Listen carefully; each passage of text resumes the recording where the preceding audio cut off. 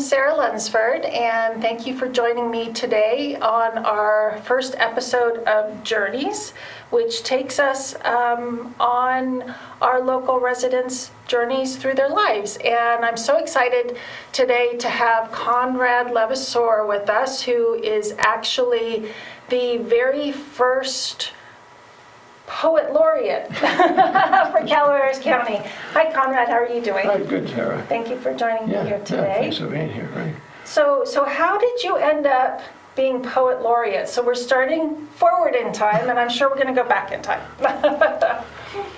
That's a good question. I mean, it's a question I'm asking myself. Yes, I'm sure. Because I think also the time of it, you know, when COVID was just starting to open up and no one really knew what was going on. So I still have to have work with a piece in my mind that, becoming a Poet Laureate during the time of COVID-19. So I had, written, but it was always something in my background, poetry and journaling, working with art, and just from a pure balancing kind of an effect. I mean, my background was more, international travel. When I got out of, I finished Wheaton College in Illinois, went back to Boston.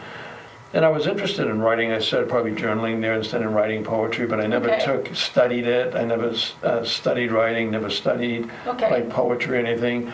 But it was a medium that I kind of just came into and found that it was able to, at that time, really begin to express a more multidimensional aspect of myself. But with the travel, which I never thought you could even do, I think a couple of, my classmates were going to fly for Pan Am, United Airlines, but it wasn't like a job. I went back to Boston, and then I heard about a company looking for a tour director to take groups to Hawaii from the East Coast. Oh, wow.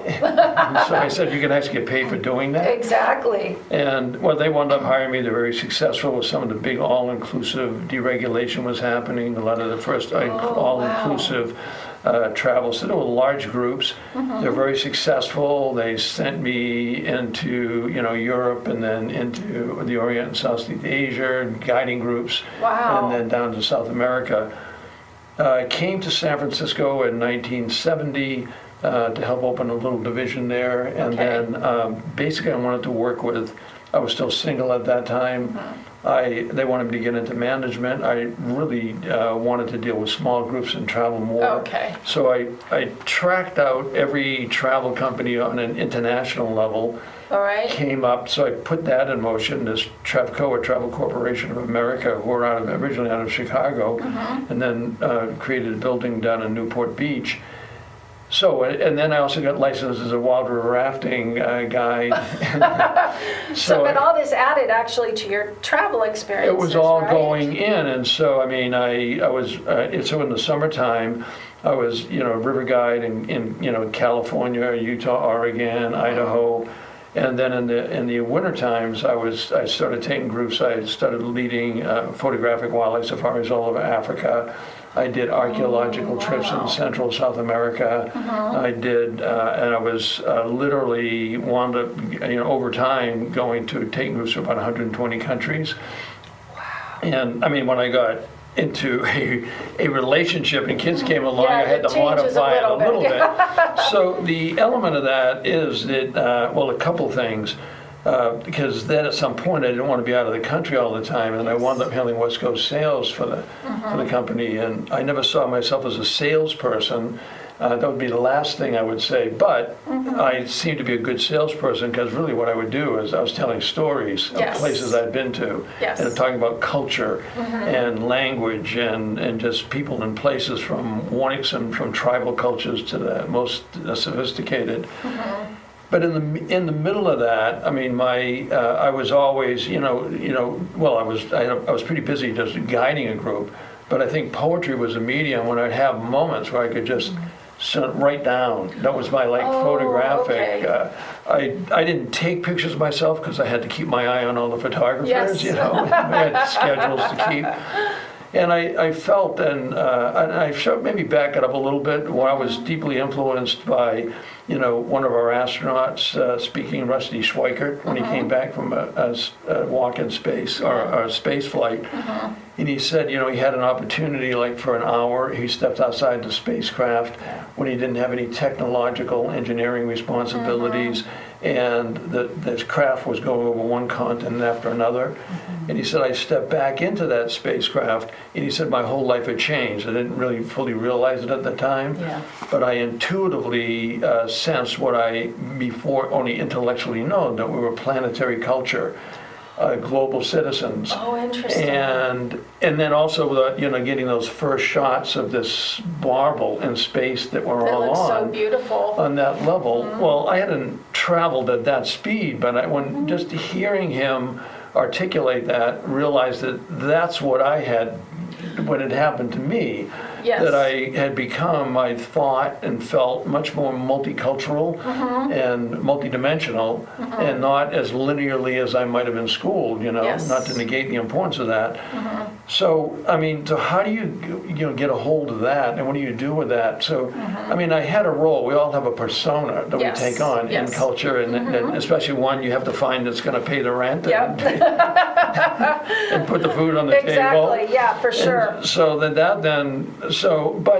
I felt I was always more than what that was. Okay. And so for myself, I think was when I started with, with poetry, I would be capturing for myself this other dimensionality, and that probably entered Okay. into journaling as well. Okay. And then besides that, at some point, I think when with kids and with my two sons when they were just toddlers and everything, I was fascinated with children's art.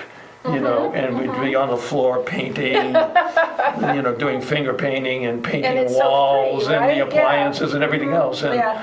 so, and then with my journaling, I basically, would start at some point just doing doodles in the okay. journal. And then at some point I got some markers and I started adding color to it. And then it just kept kind of expanding out. And again, I wouldn't have had I didn't show any kind of talent as an artist. I wasn't, poetry, art, it wasn't anything that was, I was started off with engineering to begin with. But I think that was expressing a whole other part of myself.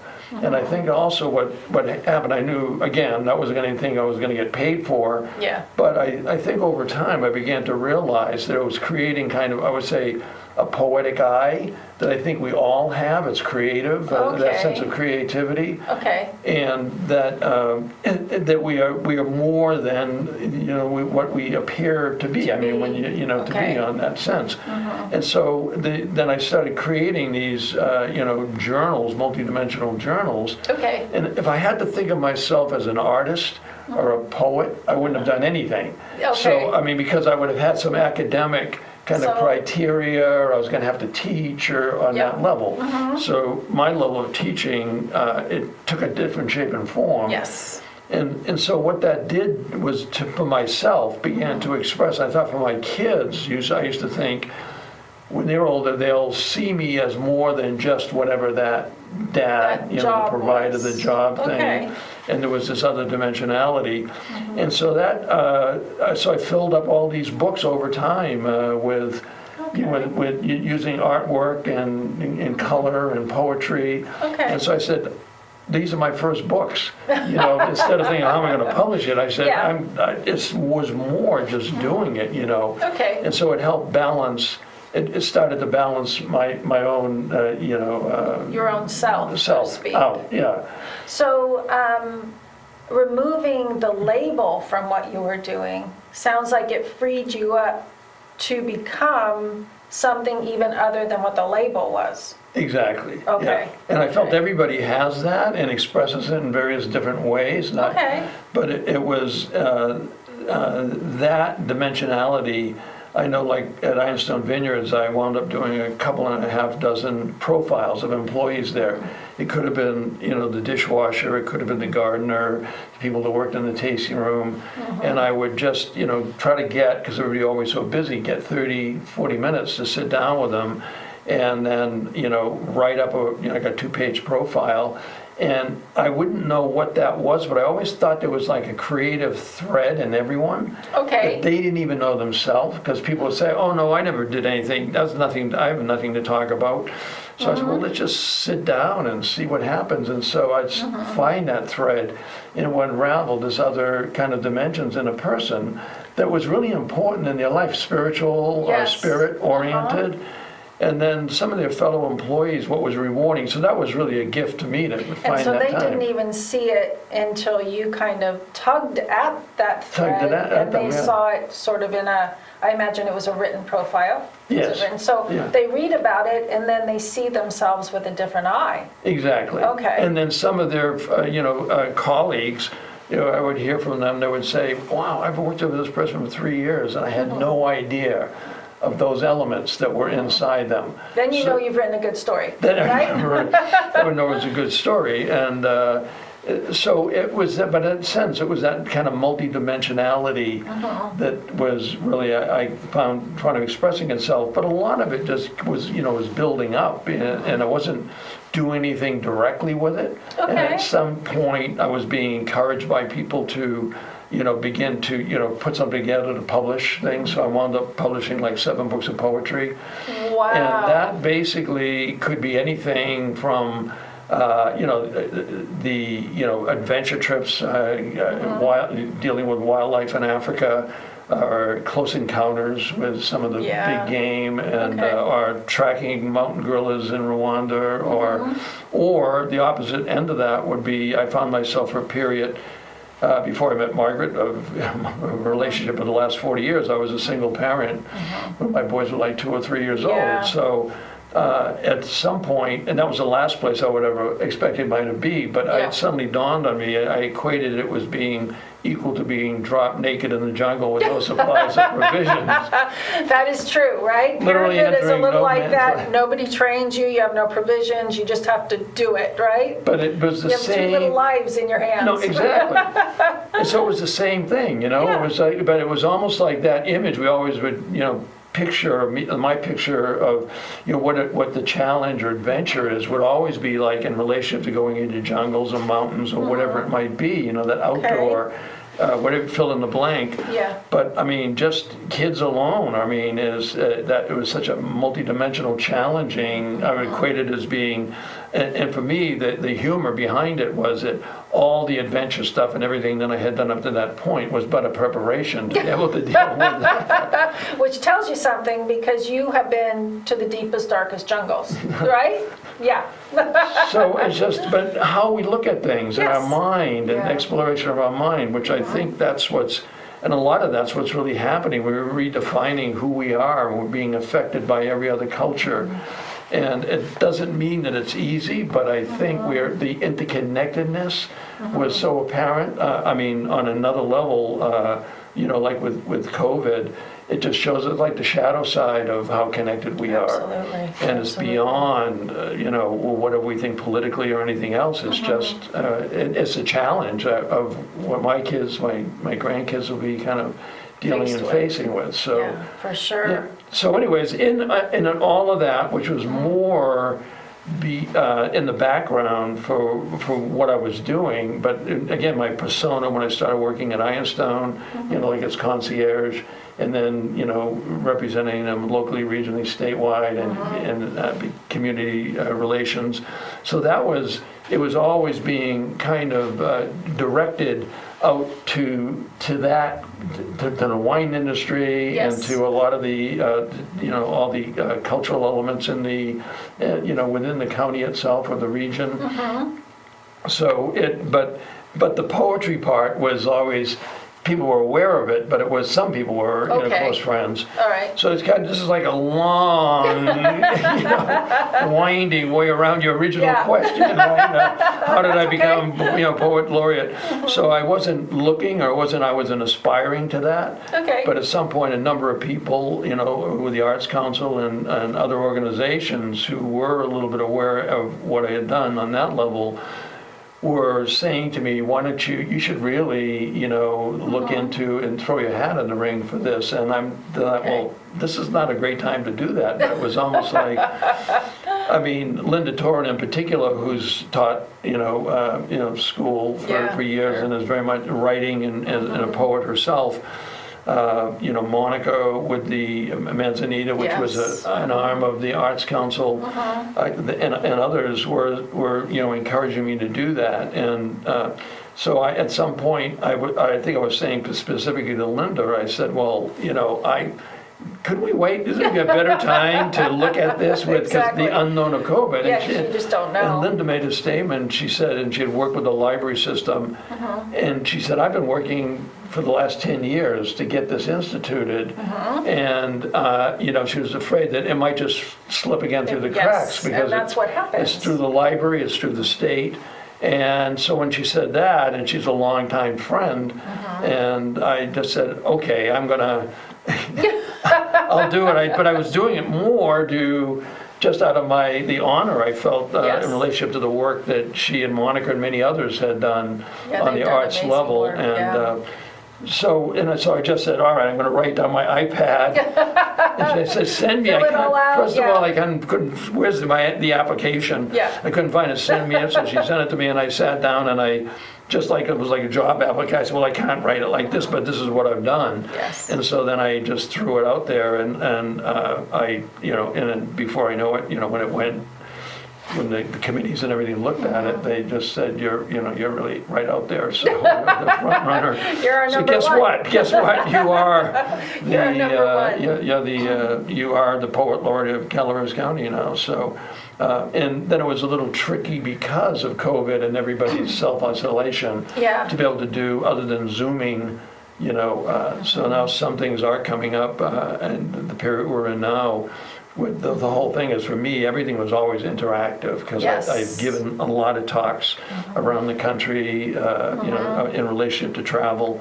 And the poetic element was always a thread, as I said, interweaved within it. Yes. But suddenly it was like, here it is, and so but again, the books that I did, the multidimensional books, and I would journals. do sometime asked to do these do classes in multidimensional journaling, and it was more to spark people's creativity. Yes. And so, I'm not it's not something I had been formally teaching or anything, and I would just go, well, this is what I've done, and I find that it's really helpful to me from a creative point of view, because, you can capture certain elements in journaling, you can capture certain things with a poetic language. Yes.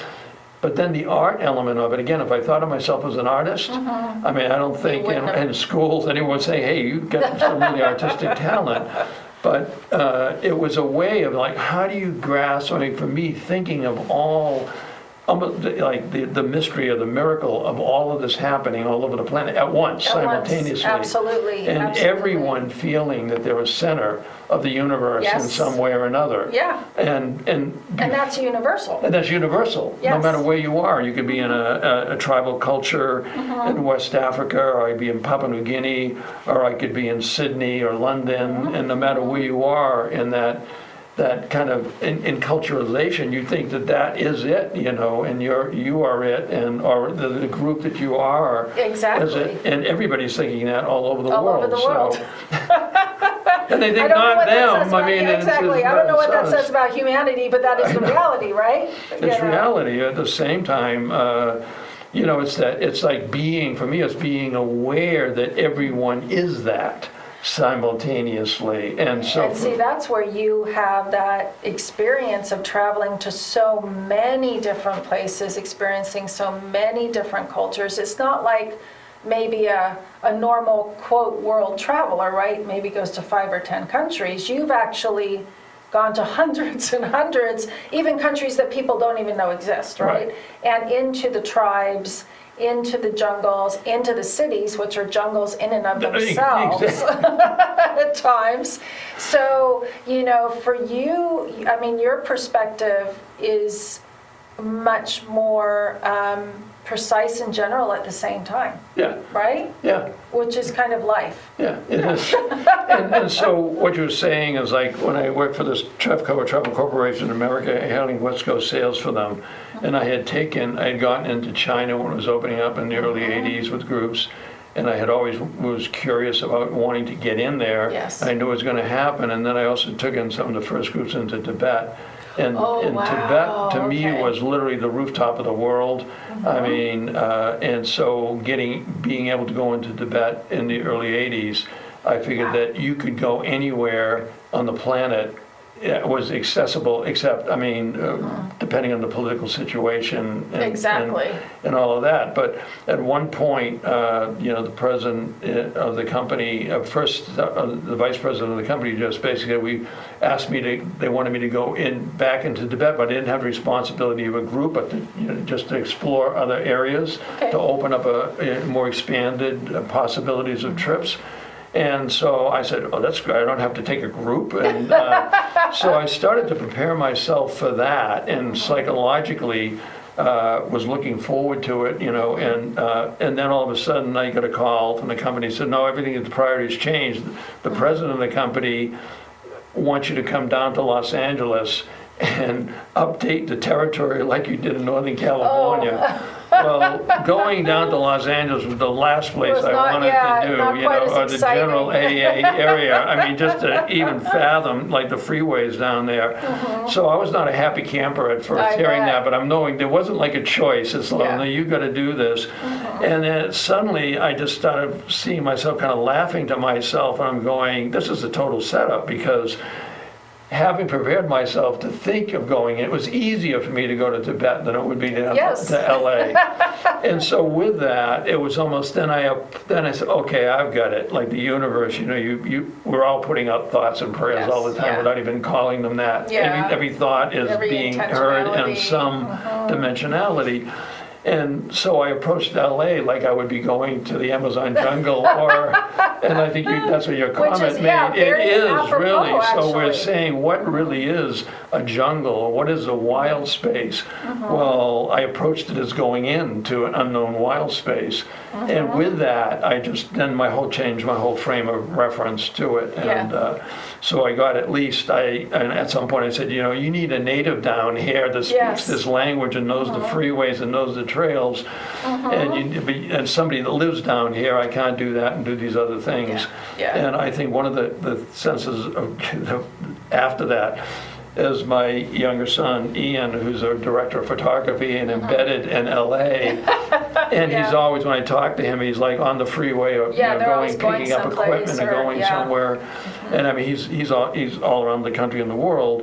But it really makes me, when he talks about what he's dealing with down there, I have a picture of exactly what he's talking about, except on probably a grander scale since when I was down there. So Well, it's grown a lot. it's grown a lot. It's grown a lot since that time. Exactly. As have most places. That's in most places, right? exactly. Even Calaveras County. Even Calaveras County, Yeah. it's grown a lot too. It has, yeah. So when I hear you talk about your journey towards becoming the first Poet Laureate, it sounds like that's a repetition of a lot of other aspects of your life.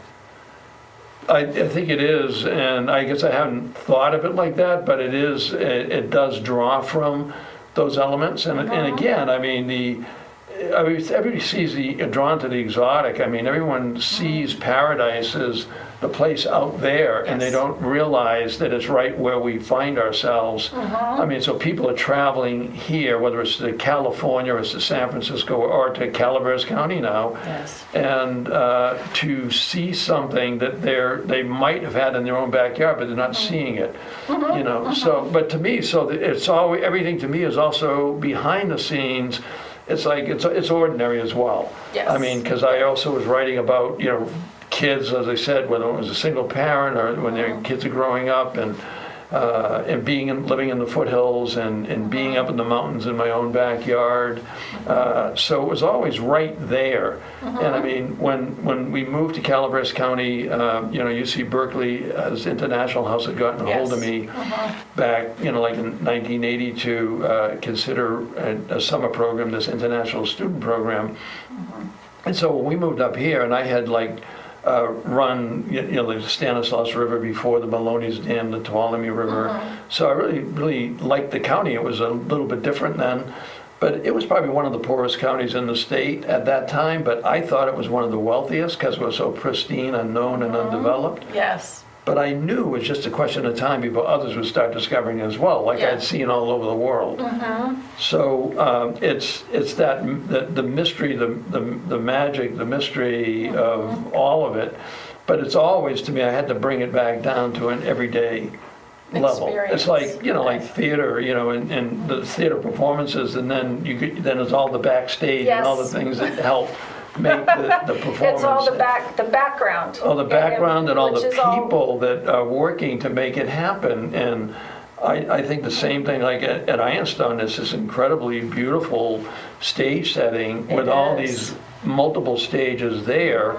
And undoubtedly, John Coates was a visionary in the family. But behind that are all the different people that I work with that really make it happen. And a lot of people, and I always say this when I do an estate tour, really want to thank the people that come on behalf of the people that they don't get to meet behind the scenes. And they get it, when they've gone around this, that you can imagine it makes to make an operation like this go. Exactly. So it's always all those elements. And so that to me was always wanting to, how do I bring it down to, the everyday. Sort of the ordinary the extraordinary, right? And where you go, the extraordinary is ordinary when you get into it. Exactly. I mean, people are people. They're all wanting the same things. I mean, they're drawn into, personal, intimate relationships. They, have children. They want the best they can have for their kids. Whatever that culture looks like. Whatever the culture looks like. Whatever the educational elements are. And so that commonality, all over the world. And for many, obviously tribal, but beyond tribal, that sense of sacredness of the planet itself, of the environment, and wanting to maintain that. Yes. And then the arts evolve from that. Ritual, song, legends, and a lot of it. Poetry was like oral. There's a lot of cultures had oral history, and a lot of it was passed down. Orally, that we wouldn't have think of as, poetry per se. Yes. So, So with your poetry, did you notice that the tone and themes of your poetry changed the more you traveled? I think, that's an interesting question, and I think it changed wherever I was. I mean, because my poetry grew out of whatever the experience was, because that was the moment. It was like being in the present moment. It always comes back to that. I mean, we think we are, but many times our minds, if we watch it from a meditational point of view, we're in the past and the future. And it's like a daily practice to just be present with what we're, instead of, I want to be in, not that we need those perspectives, but it's like, as simple as it is, that is the creative challenge, is daily. This is where I find myself. And then if I'm able to be present, and sometimes I'm not always there, I'm thinking, the future, I'm thinking in the past. But I think when I can bring myself into the present moment on a daily practice, then that allows me to deal with whatever it is that's in front of me. So it could be an environment that was just, ecstatic or beautiful or like a paradise. I mean, like going to Bali, and everybody would take a group would just thought that was like paradise over there. But talking to young Balinese, they thought Hollywood was paradise. They're watching movies out of Hollywood, and they think that's paradise. Exactly. And on and on. So I think that, again, your question is an interesting one, is a deep one, because I would always try to tune into, this is where I find myself, and there is, and it could be harsh. I mean, it doesn't always, I mean, it's like looking at some, recently some very mountaineering films. I mean, people that are, doing some serious, climbing. They are. And, I mean, to get those moments when you're just looking and it just is transcendent moments. Yes. But all those other moments to get to those moments of transcendence are the just really the slog. nitty-gritty, the right equipment, Yes. anything can happen. Yes. And that's true of any of us in our lives. It doesn't have to be climbing on a mountain, because this delicacy of who we are, wherever we find ourselves. And so to me, wherever I found myself, I tried to really value what that was. And so I think that kind of, but that's a big question in a way. It is a big question. That you're asking. And it's hard to answer on the fly. And then the other element was, I think, Shiruko Suzuki, who was the head of the Zen Center in San Francisco, and I got to paraphrase it, it's a simple thing he said, but in an expert's mind, there are a few possibilities, but in a beginner's mind, there are multiple kind of, it's a paraphrase, possibilities. Oh, interesting. So as a beginner, you're opened up. It was like children, that's why I saw kids with art and their sense of exploration, and nothing's stopping them. At some point, that starts getting shapeshifted or changed, to some degree. But it's that sense of coming back to beginner's mind, not knowing what anything is. So you have a horizon of possibilities. And then it opens up all kinds of possibilities. But there's also not to negate. All of us develop levels of expertise in a particular little area. But if we get stuck in that, we're without realizing, putting blinders on, that we don't see things that are right around us. So that probably ties in. Again, it's just another one of the side trails of what you were saying in terms of adaptation to environment. But easier said than. Much easier said than done. Because we got everything else around us distracting us from that. Other humans have their own little worlds, right? That they bring in contact with our little world. So it becomes challenging. I was thinking actually about what you were saying earlier about the different cultures, and I was wondering if you find, and sort of the fact that we all go through similar life experiences, right, within different cultural norms, right? So I was wondering if, in the Western world, we have the hubris of that we are the bestest, right? Absolutely. We just have a very, hubris is the only word I can think of to describe it, our mentality.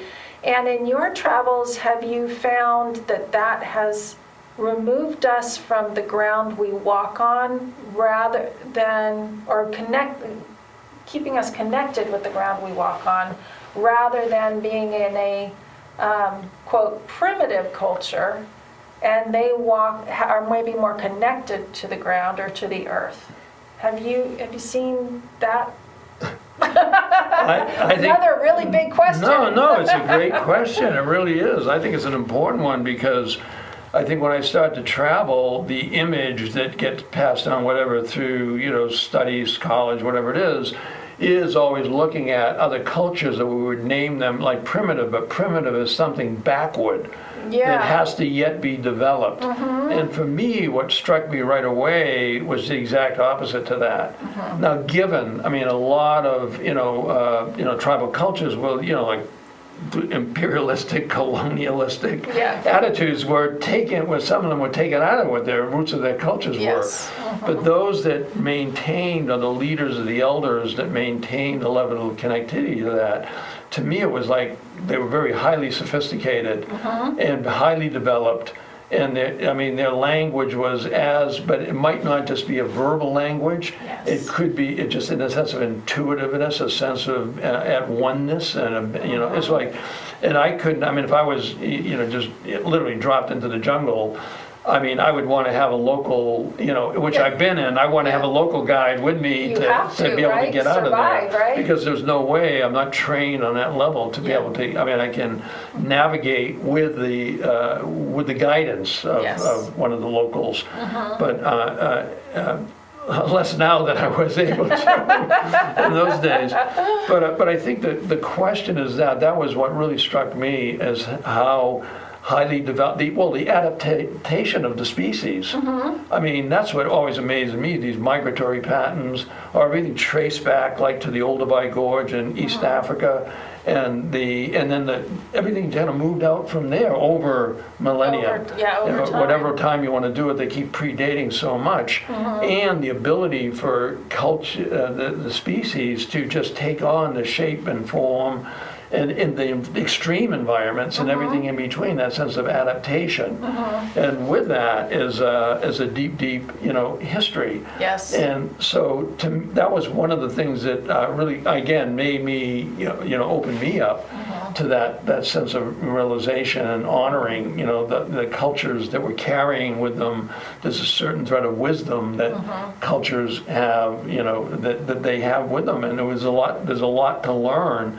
So from some of these cultures that we would have defined as primitive, we have some really important things to learn from them now in dealing with, from our sophisticated point of view, things that are causing a little bit or contributing to some environmental havoc. Yes. Today, because we're just blind because we're pursuing the goal. Maybe was a good goal, to begin with, but it's like, again, I don't have any simple answers to what it is. No, there's exactly.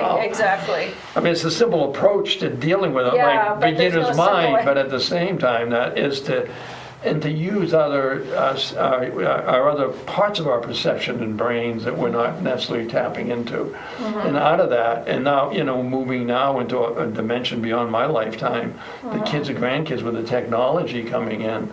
But technology was developed in a totally different way. Yeah, it was more simplistic, but revolutionary, just simple, what we would take for granted that we use all the time, that some of our ancestors didn't have access to at that time, but were instrumental in developing, whether it was transportation and tapping into resources, on and on. So yeah, that's another, you asked me. They're great questions, I think, but for which there's not a simple answer, but it kind of makes you, again, opens your mind and awareness to wherever you find yourself and looking at it differently, which then affects how you deal with your own life at the particular moment. Yeah. So would you recommend, as far as artistic expression or journaling, and we haven't even actually we're almost out of time actually, so you have to come back, and we haven't even really gotten to your journals so much yet, your multimedia journals.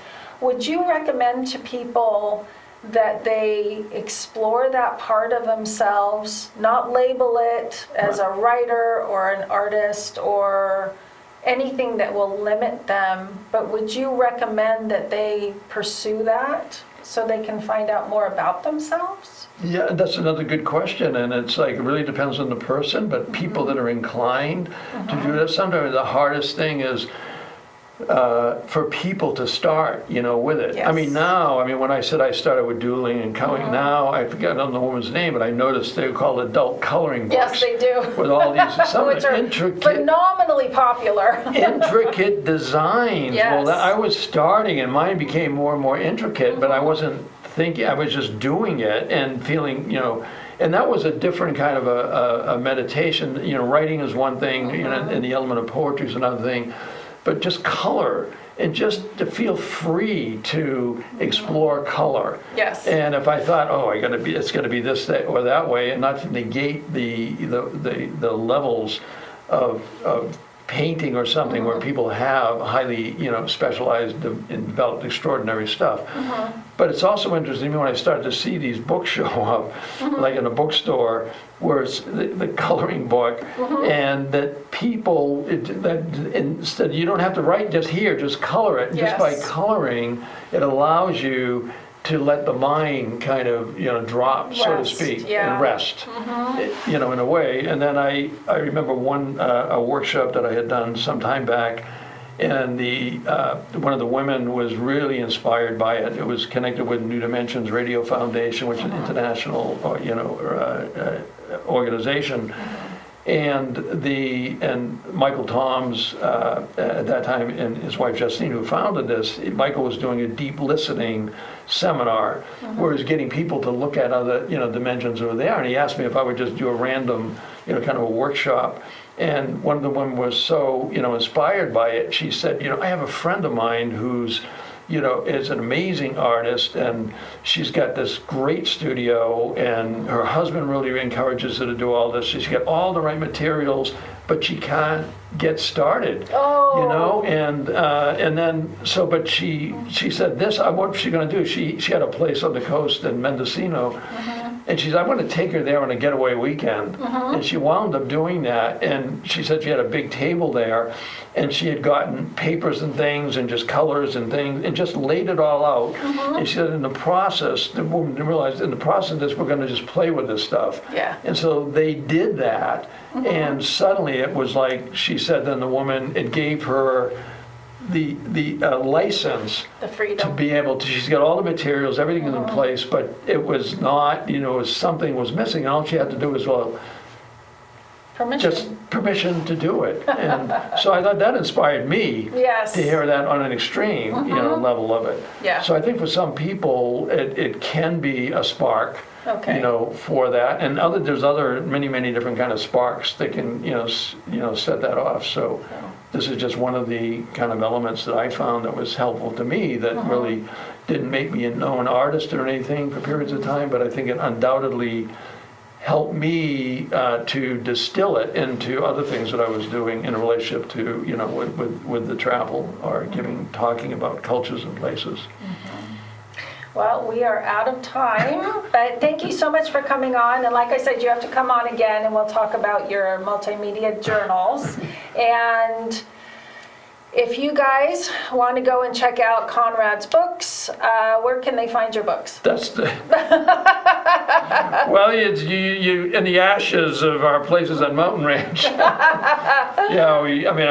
in the library. I think they can find them in the Calaveras County Library. Okay, I can't remember what's there or not, but yeah, the Butte Fire, we lost everything in the Butte Fire, so with fragments of theirs, so that's still something that I'm trying to work on now with Monica at Manzanita, to try to recreate some of the stuff that might be available to people if they're so interested. Okay, so find Conrad and we'll see you here again on Journeys. Yeah. Thank you. Thanks, Sarah. Thank you.